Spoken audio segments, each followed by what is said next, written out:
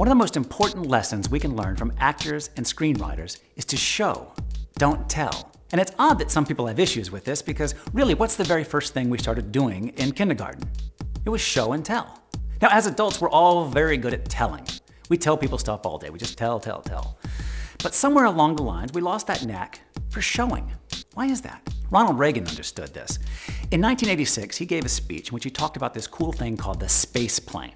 And he didn't just tell us, he showed us. He had an actual model of the space plane in his hands. Now, unfortunately, I don't have my own space plane, but I do have Mr. Flopsy here, who's glad to stand in for us, right? Yeah. Okay, so when Ronald Reagan talked about the space plane, he said it would take off from Washington, D.C. and climb up into the atmosphere, into the lower orbit, back into the atmosphere, and land in Tokyo a mere 2 hours after departing Washington, D.C. Amazing, right? Well, as it turns out, the space plane never really took off, as it were. But 25 years later, I vividly remember it. Why? Because he showed me.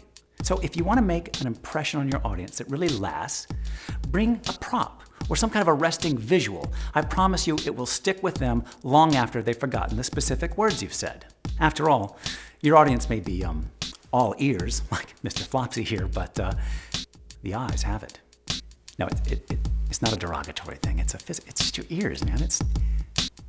Look, let's talk about this later, okay? I'm doing a thing. Just when we get home.